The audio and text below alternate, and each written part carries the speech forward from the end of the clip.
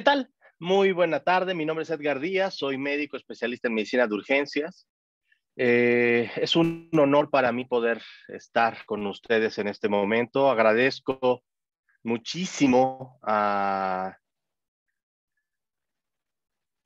comité organizador de estas jornadas de urgencias médico-quirúrgicas en el Hospital General Zona número 8. De verdad que para mí es un honor y una gran responsabilidad poder estar aquí con ustedes. Bueno, vamos a hablar sobre lo que son las directrices para el manejo del COVID leve y moderada, o la COVID leve y moderada. Me voy a basar en gran parte sobre lo que son las guías que plantea la PAHO, es decir, la Asociación Panamericana para la Salud, que depende de la OMS. Estas directrices fueron publicadas en agosto de este año y son lo más reciente que se tiene hasta este momento autorizado y fue dado por un consenso con lo que fue el análisis de toda la literatura vigente hasta este momento, ¿sí? Entonces, cada una de las cosas que vamos a hablar sobre lo que es el manejo de COVID tiene un sustento. Ahora, les dejo mis datos, aquí pueden contactarme ya sea por Twitter, Facebook, Instagram. El Instagram y el Twitter es mismo, el 911 Edías. Si tienen al concluir la charla dudas, comentarios, pueden mandarme un mensaje con toda confianza y se los voy a contestar.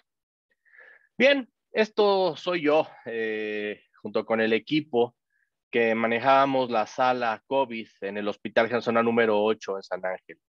Durante prácticamente 6 meses nos delegaron la responsabilidad de estar viendo en la guardia de lunes, miércoles y viernes la sala COVID. Y fue de verdad una experiencia enriquecedora, muy fuerte, pero de verdad que extraordinaria en muchos sentidos. Vamos a conocer los aspectos básicos de atención frente al paciente con COVID leve y moderado. Cada uno de nosotros va a tener una historia distinta, y dirán, bueno, oye, Edgar, a ver, tú eres especialista en urgencias, y yo sé que los pacientes con COVID leve no se manejan en el hospital. ¿De dónde vino la idea o por qué de pronto el interés para que se diera esta charla? Precisamente por eso. Vamos a hablar sobre la profilaxis, vamos a debatir y espero que ojalá logremos interactuar respecto a lo que son los medicamentos. Sabemos que Merck, sabemos que Pfizer ya tiene medicamentos aprobados, entre comillas, y ahorita voy a dar ciertos detalles sobre sus estudios, sobre las vacunas, la evaluación inicial del paciente para determinar si es una COVID leve, moderada, grave o crítica, dependiendo de la escala que veamos. Y vamos a hacer lo que es el tratamiento y así como cuándo indicar oxígeno y cuándo referir a un segundo nivel.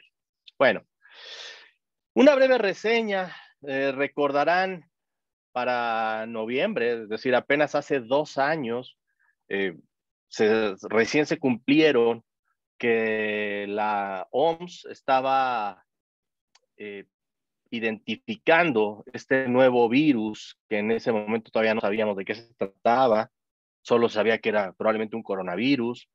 De pronto ya de Wuhan se va a Italia. Cuando llega a España, probablemente ya nos empieza a hacer sentido y ya lo empezamos a ver más cercano. Ahorita les pido por favor que hagan anamnesis y recuerden qué era lo que sucedía en Italia. Todas estas cifras alarmantes después de la exposición y la falta de medidas de prevención se volvió una catástrofe y de hecho fue una de las emergencias sanitarias más importantes que ha vivido el mundo, con una muerte impresionante, pero lo mismo sucedió en España. De pronto, Italia y España fueron países que, siendo aún más pequeños que China, llegaron a tener más defunciones. ¿Qué decir de Estados Unidos? Estados Unidos probablemente fue el primer gran fracaso evidente en cuanto a lo que son las medidas de prevención ante la incongruencia que se tenía ya después de lo que vivió Italia, España, en cuanto a lo que es el uso de cubrebocas, distanciamiento social, que ya era evidente que eran parte de las medidas de prevención. Pero fue hasta el 28 de febrero del 2020 que se reportaron los primeros casos en la Ciudad de México. Y entonces ya se volvió una nueva realidad para nuestro país. ¿Dónde estaban ustedes? ¿Qué estaban haciendo? Y esta remembranza precisamente quiero que sirva como una base, porque nuestra memoria es bien frágil. O sea, eh,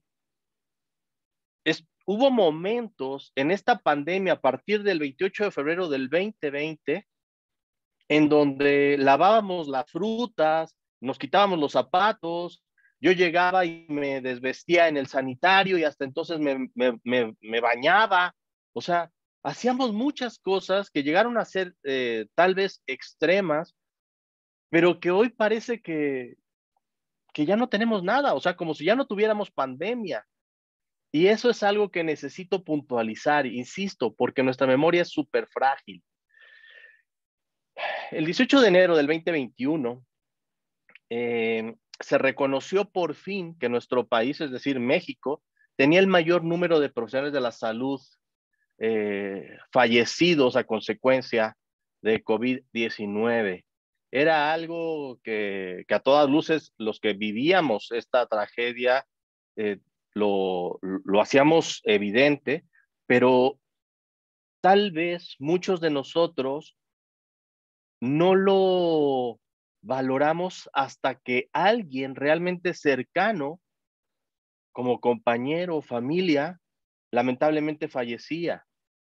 El doctor Felipe Spíndola Consuelo, un gran ser humano, un gran médico, un extraordinario urgenciólogo, fue una de las víctimas de esta pandemia. De hecho, por eso hoy la sala de urgencias del Hospital General Zona número 8 lleva su nombre como un recuerdo y de verdad honrando su memoria.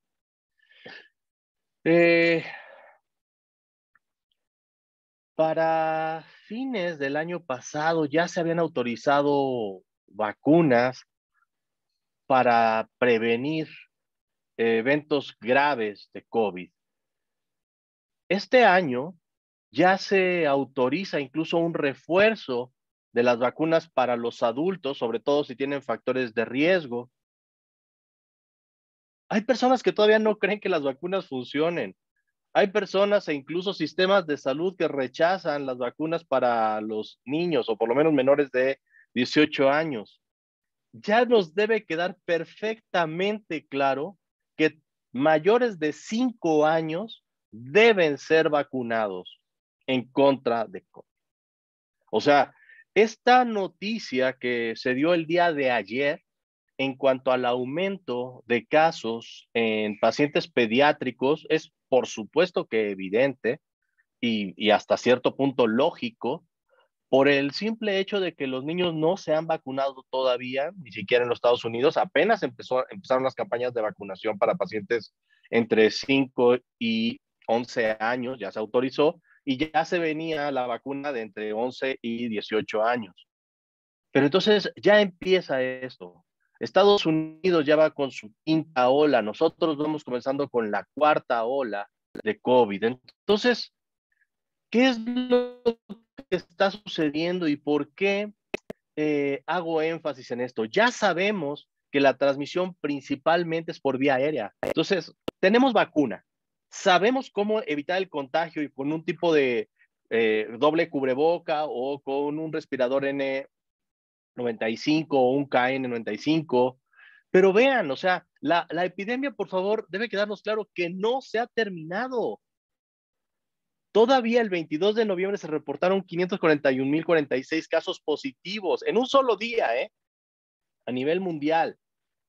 Y en cuanto a defunciones, 7,189 defunciones en un solo día. Eso, otra vez, en el mundo. Pero, ¿qué pasa en México? En México, de pronto, el color verde, esperanza. El día de antier, solamente un estado en naranja, Baja California Sur, y sabemos que también esto tiene que ver con los migrantes, con varios factores que se han dado. Pero ¿cuál es nuestra realidad? O sea, porque el verde de verdad que puede darnos cierta confianza. Esta es nuestra realidad. Nosotros tenemos una tasa de mortalidad que ha oscilado en el mejor de los casos, comparado con el mundo, prácticamente al doble, en el mejor de los momentos, porque ha llegado a ser 9 veces más alta la mortalidad que el promedio del mundo. Por favor, revisen estas estadísticas, o sea, no es amarillismo, no, no, no, no, no. O sea, una realidad es que nuestro país tiene una mortalidad superior al resto del mundo. Ahora, exceso de mortalidad, porque en teoría tenemos solamente 283,000 personas fallecidas oficialmente por COVID. Sin embargo, tenemos 621,000 defunciones como exceso de mortalidad entre el 2020 y el 2021. Y a menos que me digan mal pensado, la única explicación de estas 621,043 muertes como exceso de mortalidad, la única diferencia es COVID. Entonces, en el mejor de los casos, por lo menos ha fallecido 500,000 de personas secundarias a COVID-19. Ahora, ¿por qué nos morimos más los mexicanos? Y esta es probablemente la razón y la justificación de esta charla. Voy a hacer varias hipótesis. La información está equivocada, es decir, no, nos estamos muriendo igual que en el resto del mundo, pero las estadísticas están mal. Como diría cierto político, hay otros datos. Predisposición genética, es decir, los mexicanos por tener este gen Moctezuma, un gen azteca, no estamos muriendo más por eso, porque definitivamente ya sabemos que hay cierta afinidad sobre grupos de sangre, en fin, esto lo vamos a ir viendo y si hay una realidad en cuanto a cierta predisposición, hemos visto familias completas que fallecen y hemos visto familias completas que no desarrollan signos ni síntomas o no desarrollan una enfermedad grave. ¿Ha habido un mal manejo de la pandemia o un error o qué ha sucedido con lo que es el manejo de la pandemia? Estos tres últimos puntos son los que justificaron mi forma de pensar en cuanto al dar la charla. ¿Qué estamos haciendo con los casos leves? ¿Qué estamos haciendo con los casos moderados? Porque un paciente leve de pronto evoluciona a moderado a grave y de grave a crítico y lamentablemente fallece. ¿Qué estamos haciendo con las enfermedades crónicas? Sabemos que hay factores de riesgo y entre ellos las enfermedades crónicas. Entonces, me voy a quedar con esto como parte esencial para la justificación de mi charla. La medicina preventiva siempre será nuestra mejor alternativa. El mejor paciente es el que no llega a la sala de urgencias, ¿sí? O sea, por favor, esto que quede claro, y no porque no me guste atenderlos, sino porque prefiero que este paciente esté sano. Si solo el 15% de los pacientes se hospitalizan y el 85% pueden ser manejados de forma ambulatoria, pues también, hablando de manejo eficiente de los recursos, tendríamos que plantearnos cómo utilizar y cómo implementar estrategias para que la mayor parte de los pacientes sigan siendo manejados en su domicilio. Si ya sabemos que las comorbilidades principales en nuestro país son hipertensión, obesidad, diabetes y tabaquismo, pues deberíamos tener estrategias dirigidas al manejo, bueno, a la prevención, la detección y el manejo de hipertensión, de obesidad, diabetes y tabaquismo. Las estadísticas de nuestro país nos indican que el mayor número de casos se da entre los rangos de edad de 20 a lo que son 55 años, pero la mayor mortalidad la tenemos entre 45 y 75. ¿Qué quiere decir esto? Tenemos que hacer énfasis en estos casos. Sabemos que no hay un número de pruebas suficientes en nuestro país como para tener estadísticas claras para saber los casos positivos, pero por lo menos estas más de 600,000 muertes relacionadas con el exceso de mortalidad en nuestro país nos deja claro que esta población entre 45 y 75 años es la que se ve más afectada por cuadros graves. Entonces, insisto, lo que debemos plantear es cómo prevenir la aparición o la detección de cuadros graves. Los cuadros leves es una infección viral que habitualmente no se complica, que puede tener malestar general, astenia, dinamia, anorexia, rinorrea, en algunos casos puede asociarse a cuadros con diarrea, anosmia, cefalea, cuadros de malestar general y en algunos casos que evolucionan a cuadros moderados, ya se presentan procesos neumónicos, es decir, ya lesiones ocupativas a nivel pulmonar. En algunos de estos casos, vamos a platicarlo, sí se puede llegar a requerir incluso el manejo con oxígeno suplementario, pero no necesariamente quiere decir que el paciente deba ser hospitalizado. Ahora, cuando ya un paciente tiene un síndrome de dificultad respiratoria aguda, secundario a esta cascada de citocinas que se va dando, bueno, es un paciente que habitualmente en los primeros 3 días ya nos deja ver que va a tener una evolución tórpida. Por supuesto que si es un paciente que desarrolla de manera temprana un cuadro moderado, tiene factores de riesgo, deberá ser hospitalizado. Si es un paciente que presenta un cuadro moderado, es decir, ya tiene alteración en la ventilación perfusión, debe ser hospitalizado y debe recibir tratamiento específico. Pero, ¿qué sucede antes de eso?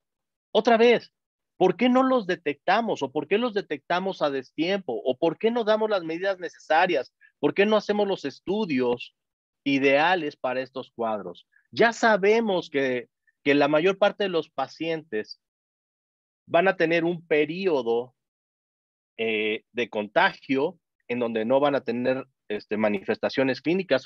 Es un periodo asintomático que puede variar de 4 a 6 días y después de esto ya empiezan con los síntomas y es cuando empieza el desarrollo del proceso inflamatorio. Y entre estos 4 y 10 días, la mayor parte de los pacientes nos permiten identificar esta tormenta de citocinas. Y esta tormenta de citocinas es la que va a desarrollar las lesiones pulmonares, renales, cerebrales, como lo hemos visto. Por supuesto que la más evidente muchas veces es la pulmonar, lo que más hemos visto. Ahorita nosotros en esta cuarta ola debemos tener muy claro que un paciente que tiene un PAFI normal, es decir, arriba de 300, pues le va a ir habitualmente bien. Pero si el paciente ya tiene un síndrome de dificultad respiratoria aguda moderado, es un paciente que debe ser hospitalizado, que debe ser llevado con otro tipo de tratamientos. Ahorita vamos a hablar de ello, pero solo brevemente. ¿Por qué? Porque lo que me interesa, insisto, de acuerdo a esta charla, es que ya sea como médico de atención primaria para la salud, ya sea como especialista en medicina de urgencias para recibir a los pacientes y no regresarlos a casa, nos quede perfectamente claro cuál es el paciente que debemos dejar hospitalizado, ¿sí? Y también saber qué hacer y cómo llevar al paciente que puede ser manejado en domicilio. La escala de News nos permite identificar de manera temprana a aquellas personas que están desarrollando una alteración pulmonar con expresión sistémica, es decir, puede presentar hipotensión, puede presentar taquicardia, puede presentar alteración neurológica. Y ahí nosotros podemos valorar si es un paciente con riesgo bajo o riesgo medio, y entonces nosotros determinar si es un paciente con riesgo bajo puede ser manejado en domicilio. Pero si es un paciente con bajo o medio, pero con ciertos factores de riesgo, tendríamos que considerar el hacer estudios y valorar el dejarlo hospitalizado para identificar esas fases tempranas de la cascada proinflamatoria. Los pacientes que tienen entre 5 y 6 de esta escala de News 2, vale la pena no solo hacer estudios, sino también una vigilancia estrecha en las siguientes horas para determinar si el paciente va a evolucionar de manera adecuada o lamentablemente puede evolucionar hacia el deterioro, y es cuando nosotros vamos a poder influir más en estos pacientes. Ahora, el CURB 65, fácil, o sea, es un paciente que tiene de verdad un punto, pues es un paciente que puedes manejar de manera ambulatoria, pero tiene más de 2 puntos, es un paciente que tienes que considerar factores de riesgo y determina si lo manejas de forma hospitalaria. Si es un paciente que tiene más de 3 puntos, es un paciente que requiere manejo hospitalario, ¿de acuerdo? O sea, un paciente que ya tiene manifestaciones sistémicas, más de 65 años, mejor estúdialo y valora hospitalizarlo, sobre todo si tiene factores de riesgo. Ahora, en el triage respiratorio hacemos la evaluación clínica, una evaluación para determinar si el paciente requiere una radiografía de tórax, laboratorio, un ultrasonido, y si las manifestaciones clínicas se mantienen con una saturación de más del 90, tiene una neumonía leve, pero no tiene manifestaciones clínicas sistémicas, podrías considerar manejarlo en domicilio, ¿sí? Ahora, tiene datos de enfermedad grave, una frecuencia respiratoria elevada, está hipotenso, está taquicárdico, hay disnea, en pacientes pediátricos hay alteraciones en el estado despierto, está bradicárdico, está hipoxémico, tiene náusea, vómito, diarrea persistente, mejor hospitalízalo. Señales de deterioro. Cuando el paciente ya lo estamos viendo y presenta aumento en la dificultad respiratoria, disminución en la tensión arterial, debilidad aumentada, disminución en la uresis, pérdida del estado de despierto, mantiene frecuencias respiratorias mayores a 20 por minuto. En el Congreso, con el doctor Monares, hemos visto que la taquicardia jamás es buena. También lo vimos con Thierry. O sea, la taquimnea tampoco es buena, ¿de acuerdo? O sea, es parte de la clínica que debemos nosotros identificar en estos pacientes. Ahora, ya tenemos al paciente con COVID. Ya, o sea, clínicamente tiene COVID. Valoramos cómo está la saturación, los factores de riesgo. Tiene más de un factor de riesgo. Aparte de estos factores de riesgo, tiene datos clínicos, radiológicos o bien una oximetría alterada. No lo dudes, mándalo a segundo nivel. Otra vez, tiene COVID, factores de riesgo, alteraciones en la saturación o datos por laboratorio o radiológicos que puedan apuntar hacia un cuadro moderado o moderado grave, refiérelo a segundo nivel. No te esperes. Ese es el momento en el cual nosotros podemos hacer la diferencia. Y ya en el hospital sabremos qué hacer con estos pacientes. Ahora, bueno, ya tiene COVID, pero no tiene factores de riesgo. No tiene alteraciones en la saturación. No tiene manifestaciones radiológicas y la saturación de oxígeno está bien, puedes manejarlo en casa. Bueno, pero ¿qué vamos a hacer si el paciente tiene COVID? Factores de riesgo, pero su saturación está bien y radiológicamente no tiene ningún otro tipo de alteración. El ultrasonido, bueno, entonces consideramos una tomografía. El estudio de elección para identificar lesiones pulmonares, sobre todo tempranas, debe ser la tomografía. En el paciente leve, por favor, por vida de Dios santa, es solo manejo sintomático. El paciente que te dice, tengo COVID positivo y de pronto llega, es que me puedo tomar dióxido de cloro, me puedo tomar ivermectina, no. ¿Te duele la cabeza? Sí. Perfecto, paracetamol. ¿Tienes fiebre? Paracetamol. Oye, que no se dé la fiebre. Ah, bueno, pues puedes tomar paracetamol y aquí puedes agregar naproxen o cloricilato de lisina, algún otro fármaco. Oye, que me duele la cabeza. ¿Ya tomaste paracetamol? Sí. ¿No se te quitó? Puedes darle manejo agregado para el dolor de cabeza, ketorolaco. Que tengo diarrea. Están demostrando recientemente que finalmente lo que vas a manejar es la expresión, ¿sí? Tienes diarrea, manejas la diarrea. Tienes dolor de cabeza, manejas dolor de cabeza. Tienes fiebre, manejas el dolor de cabeza o la fiebre. O sea, para que así tú puedas determinar, pero siempre identificar los datos de alarma. Y un punto que se nos pasa. Si el paciente tiene una enfermedad crónica, debes necesariamente controlarla. Es decir, si tiene hipertensión, controla la hipertensión, diabetes, controla la diabetes. Tiene una enfermedad reumatológica, manténla controlada. En pacientes con un cuadro moderado, debes considerar tus estudios de laboratorio, incluyendo dímero D, fibrinógeno, proteína C reactiva. Ahora, no tienes fibrinógeno, no tienes dímero D, bueno, por lo menos una biometría hemática, identificas cómo están tus plaquetas, la trombocitopenia es un dato de alarma, la linfopenia es otro dato de alarma. Es decir, sí hay la posibilidad de identificar algunas alteraciones con estudios básicos, incluyendo, por ejemplo, el examen general de orina. Si el paciente tiene proteinuria, cuidado. ¿Por qué? Porque puede estar haciendo también daño a nivel renal.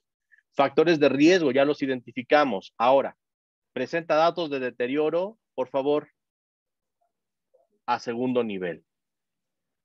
De la radiografía de tórax a la tomografía es mejor la tomografía, pero si no tienes tomografía, por favor, hazle la radiografía. Si la radiografía se ve limpia, puede ser que sea un cuadro moderado con alteraciones en la oxigenación, pero aún así el porcentaje de daño pulmonar va a ser menor. De todas formas, debes estar vigilando a tu paciente precisamente para detectar estas señales de deterioro. Ahora, si el paciente tiene un cuadro moderado con factores de riesgo, lo refieres o tienes alguna sospecha que te haga pensar que el paciente pueda tener un pronóstico inadecuado, por favor, refiérelo a segundo nivel. En segundo nivel, cuadro moderado, ojo, valoras darle oxígeno. Y si ya tienes oxígeno, consideras el uso de esteroides. Identificas otros factores de riesgo, incluso el tromboembólico. Si tú consideras que tu paciente tiene un riesgo tromboembólico, por favor, anticoagúlalo. El paciente, otra vez, manejo sintomático. Dolor de cabeza, paracetamol, fiebre, paracetamol. Si no cede, puedes agregar a la fiebre naproxen. Si no cede el dolor de cabeza, puedes agregar ketorolaco. Consideras, insisto, el manejo con esteroide, tratando de mantener saturaciones de oxígeno mayores a 90%. Si el paciente con puntas nasales no alcanza una saturación mayor al 90, te vas a una mascarilla con reservorio. No alcanza, puedes utilizar puntas nasales de alto flujo, aunque hay un par de estudios que no evidenciaron una diferencia en cuanto al uso de las puntas de alto flujo. Pero lo que sí debo quedar claro es, valora lo necesario para mantener una saturación de oxígeno mayor al 90%. Si no logras esto, entonces tienes que considerar evolucionar tu manejo, incluyendo el manejo de la vía respiratoria. Entonces, en los casos moderados, vigila la uresis, si es necesario, prónalo. La pronación puede ser tanto en el hospital como en el paciente en domicilio, lo puede sugerir. Aquí me estoy refiriendo al paciente hospitalizado. Entonces, el paciente con una COVID moderada, prónalo, vigila la saturación, utiliza una mascarilla con reservorio, considera paracetamol a dosis adecuadas. Si era un paciente que no fue vacunado contra influenza, puedes agregar los eltamivir, la enoxaparina de 40 a 60, es decir, dosis profiláctica, la dexametasona, 6 miligramos cada 24 horas por 10 días o su equivalente en cuanto a esteroides. Y de forma regular tienes que estar haciendo la evaluación SOFA. Otra vez, no me voy a meter en camisa de 11 varas, pero estos pacientes con Quick SOFA es muy fácil, empieza a tener alteración del estado de despierto, es un paciente que está deteriorándose. Un paciente que se eleva la frecuencia respiratoria o la sistólica cae es un paciente que está deteriorándose. Estos pacientes ya no van a ser moderados, ya van a ser graves. E incluso tienes que considerar una interconsulta temprana a la terapia intensiva o el uso de aminas, tratando de mantener una presión de perfusión adecuada. ¿Qué es lo que nos dicen las directrices para el manejo del paciente con COVID leve y moderada? Me voy a ir a los 10 principales puntos, incluyendo la profilaxis. Ahorita vamos a platicar sobre eso y sobre todos los medicamentos, pero vámonos uno por uno. Primer punto, por favor, no se recomienda fármacos profilácticos y mucho menos antibióticos, ni antivirales, ni nada en este momento. Es decir, un paciente que no tiene COVID, no tienes que darle absolutamente nada. No, pero es que estuvo expuesto, no le des nada, vigílalo. Pero es que estuvo durmiendo, no le des nada. No hay evidencia que demuestre que la profilaxis está indicada. Para el manejo clínico de los pacientes, debemos tener en cuenta lo que son nuestros factores de riesgo. Entonces, estos factores de riesgo deben ser nuestros botones de alerta o de alarma para que nosotros identifiquemos de manera temprana el que un paciente puede evolucionar de manera incorrecta. En el caso de los pacientes pediátricos, lo mismo, la persistencia en la fiebre, dolor abdominal, diarrea, estados neurológicos, variaciones en la frecuencia cardíaca, deben hacernos pensar que este paciente por lo menos tiene una COVID moderada y tiene que ser referido a hospitalización, es decir, a un segundo nivel de atención. El paciente ya con datos de COVID y que tenga progresión de la enfermedad, realízale una tomografía idealmente y laboratorios. ¿Ya identificaste los factores de riesgo? Bueno, pues entonces considera sus laboratorios. En el paciente que ya requiere hospitalización, y por favor, ¿qué laboratorios? Por lo menos una biometría, la química sanguínea de 24 elementos, tiempos de coagulación, si puedes pedir fibrinógeno, ferritina, proteína C, estaría fabuloso, pero si no, por lo menos tu biometría, una química sanguínea y un examen general de orina para identificar de manera temprana ciertas variantes que te puedan ayudar. Cuando el paciente evolucione hacia un cuadro estable, los estudios pueden ayudarte para decidir el manejo terapéutico. Me voy a explicar. Si es un paciente que ya tenemos hospitalizado con COVID moderada, ciertos factores de riesgo, pero sale con una ferritina muy alta, con una proteína C muy alta, tiene linfopenia, vale la pena mantenerlo hospitalizado hasta que esto se estabilice. No lo dejen ir a casa con linfopenia, no lo dejen ir a casa con trombocitopenia. Precisamente esto es parte de lo que estos datos básicos del laboratorio nos permiten identificar como riesgo, y eso es lo que puede hacer la diferencia en la mortalidad de los pacientes. ¿Se recomienda aislar a los pacientes? Sí. O sea, incluso si el paciente está con una COVID leve, por favor, en casa, aislado, mantener el lugar bien ventilado. Este cuadro tiene que ser manejado con solo manejo sintomático.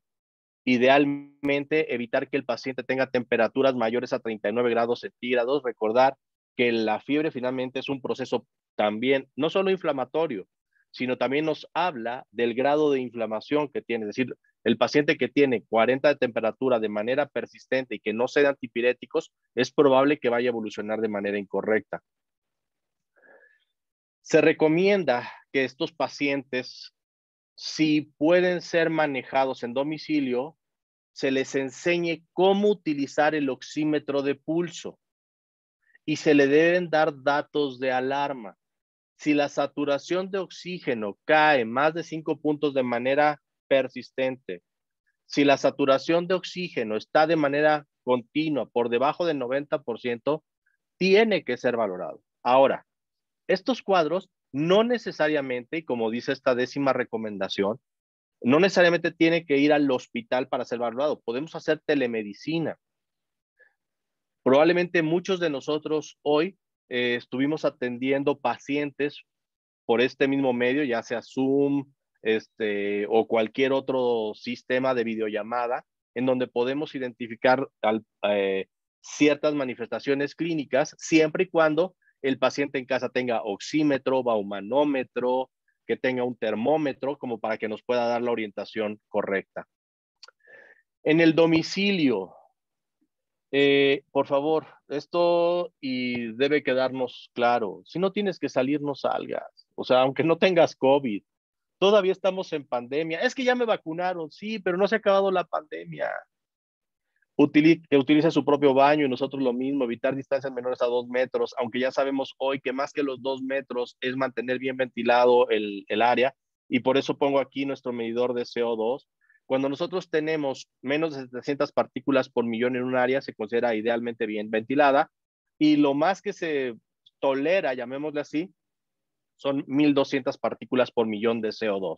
Entonces, idealmente, si son pacientes que están manejados en domicilio y pueden tener un medidor de CO2, qué padre. Si no, por lo menos asegurar ventanas abiertas, puertas abiertas. El virus, recuerden que no sobrevive al medio ambiente.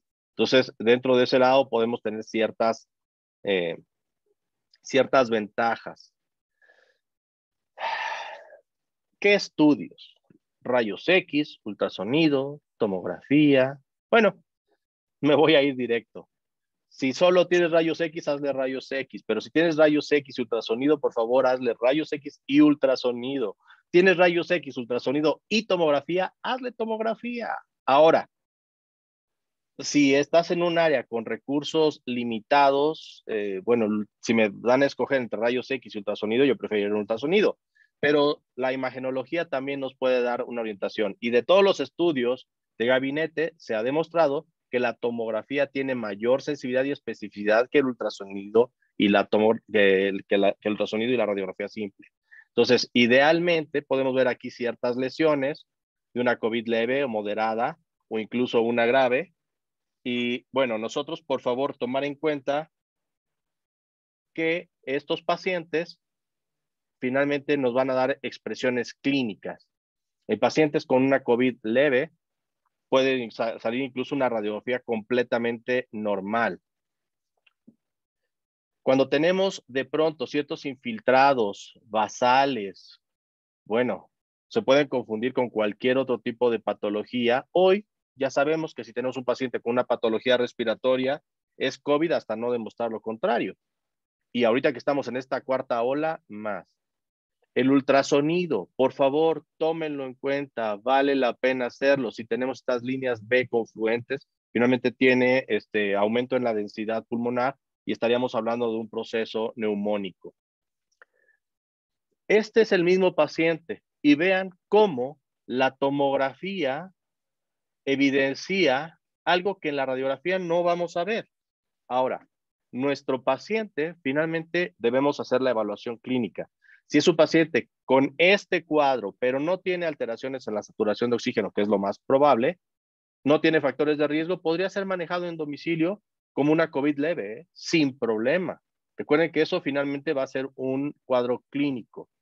Pero si el paciente tiene una COVID moderada, tiene factores de riesgo, por favor, mándenlo al hospital. Ahora, el paciente con COVID puede tener esta evolución radiológica. después de 2 a 3 semanas, el patrón de resolución puede ser hacia la fibrosis. Entonces, lo que es el manejo, y eso sería cuestión de otra charla, lo que es el síndrome post-COVID. Pero por favor, que nos quede claro, un paciente, así haya cursado con una COVID leve, puede tener ciertos datos de lesión alveolar y también datos de lesión pulmonar, como un síndrome post-COVID. Ahora, el manejo inicial, ya lo decíamos, pueden ser puntas nasales, 3 a 4 litros por minuto. Si con esto no alcanzamos saturaciones mayores a 90%, podemos irnos a una mascarilla simple con reservorio. Si con esto no mejora, pronamos al paciente. Y entonces ya se demostró que la pronación temprana favorece la perfusión pulmonar y una adecuada evolución. La intubación orotraqueal no la va a tocar porque eso finalmente va a ser cuestión del paciente con COVID grave. Ahora, medicamentos. Molnupiravir. Hace 3 semanas aproximadamente, Merck anunció que iba a salir ya su fármaco. Nada más, por favor, debemos ser muy cuidadosos con esta información, porque de pronto dicen ya la luz al final del sendero, ya viene el fármaco por vía oral para la COVID. A ver, para empezar, hay varios brazos. Todavía no sabemos la dosis que se va a recomendar, si va a ser 200, 400, 800. Se está recomendando cada 12 horas por 5 días, dependiendo del cuadro, pero, por favor, o sea, todavía no sabemos. Y quiero que les quede algo bien claro. Este estudio no se completa hasta mayo del 2022. O sea, este estudio todavía no está terminado. ¿Es un medicamento prometedor? Sí. Ya algunos, incluso gobiernos europeos, ya lo autorizaron para su fabricación, etcétera, pero el estudio todavía no está concluido. Entonces, si me dicen, oye, Edgar, ¿va a llegar Molnupiravir a México? Bueno, para empezar, les tendría que decir que todavía no hay información suficiente, así con todo, como para decirles sí es un medicamento que vamos a tener adecuado para el paciente. O sea, todavía no. De pronto, y como ya Merck sacó su fármaco, Pfizer, por supuesto que no se quería quedar atrás. Y entonces dice, yo también tengo el ritonavir. Y entonces también vamos a hacer, ya demostramos que nuestro primer corte que sí tiene una eficacia adecuada. Bien, pero tengo que decirles que la parte primaria en cuanto al estudio se termina hasta dentro de unos días, es decir, hasta el día 9 de diciembre. Entonces, todavía no estamos con la información suficiente para decir que el ritonavir o el fármaco o cualquier otro fármaco está funcionando. ¿Por qué? Porque todavía no están concluidos los estudios. Entonces, probablemente para abril del 2022, nosotros ya podamos tener información suficiente, por lo menos del ritonavir y molnupiravir, para ver si funcionan o no funcionan. Pero en este momento, ¿hacia dónde tenemos que apuntar nuestra mente? Cuando el paciente ya está tranquilo, ya evolucionó favorablemente, tenerlo en casa. ¿Cuándo lo vamos a dar de alta? Cuando ya está febril por 72 horas, satura por arriba del 93% al medio ambiente, frecuencias respiratorias de menos de... Entonces sí, ya lo podemos mandar a su domicilio. Pero recuerden esto, si estuvo hospitalizado por un cuadro moderado, grave o crítico, es un paciente que es muy probable que desarrolle un síndrome post-COVID. Entonces, tenerlo en cuenta. ¿Queremos seguir con esto? Es decir, con estas 621,000, 43,000 defunciones como exceso de mortalidad secundario a COVID. Yo creo que no, ¿eh? Ahora, ¿qué es lo que podemos hacer? Si ya sabemos que el 85% de los casos son leves o moderados, tenemos que enfocarnos en esto para que ni siquiera lleguen al 15% de casos graves o críticos. Tenemos que detectarlos y tenemos que manejarlos de manera correcta y referirlos de manera oportuna para que esto cambie. Si no, no vamos a lograr hacerlo, ¿eh? Ahora, medidas generales, distancia social, el uso de cubrebocas, lavado de manos y ventilar bien los lugares en donde estamos. Idealmente, menos de 1,200 partículas por millón y lo que podría yo decir extraordinariamente, menos de 700 partículas por millón. La vacunación, ¿cuál? La que ustedes quieran que esté autorizada por la OMS. Aquí les dejo la lista de las vacunas que están autorizadas por la OMS. Por favor, o sea, es que a mí me pusieron una vacuna, no voy a caer en controversia, una vacuna que no está autorizada por la OMS hace 6 meses. ¿Qué me recomienda? Pues que se ponga una que sí está autorizada por la OMS. O sea, así de fácil. Entonces ya no me vuelvo a poner aquella que no está autorizada por la OMS. No, o sea, desde mi perspectiva, por lo menos sería lo que yo haría. Control de enfermedades crónicas.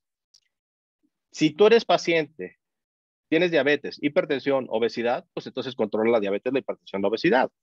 Si tú eres médico y tienes pacientes con diabetes, hipertensión, obesidad, controla la diabetes, la hipertensión y corrige la obesidad de tus pacientes. Si no, no estamos haciendo nada de fondo. O sea, nos estamos quedando con la libre evolución de la enfermedad y un estilo de vida saludable. Esto del estilo de vida saludable es la primera vez que lo toco dentro de la charla, pero probablemente sea uno de los aspectos que espero más recuerden cuando termine esta sesión. ¿Por qué?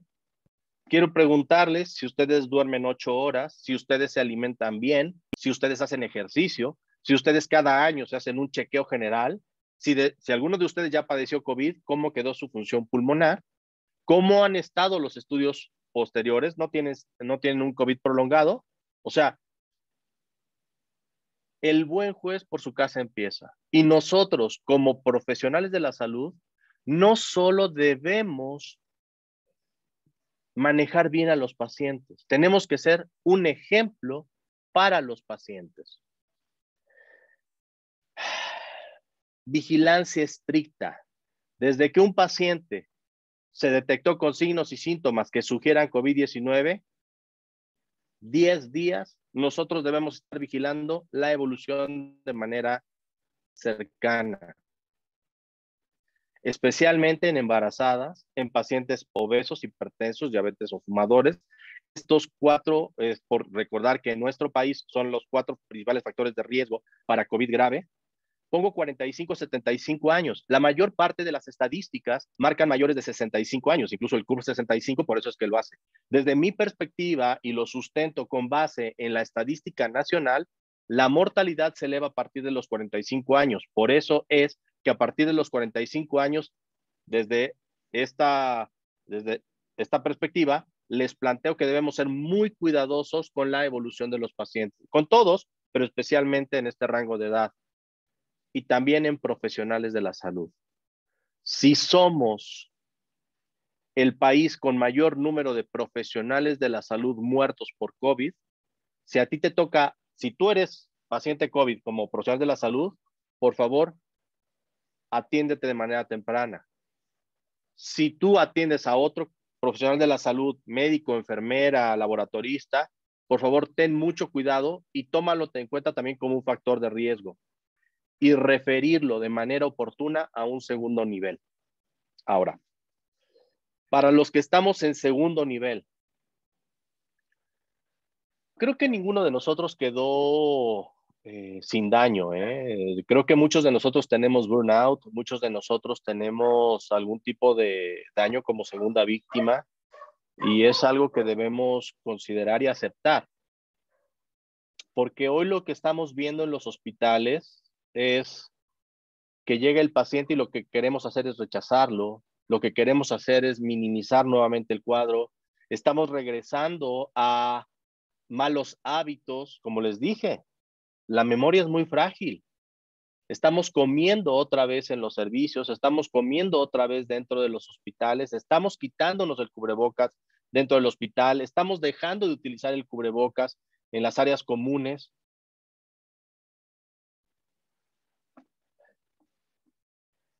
¿Qué aprendiste de esta pandemia?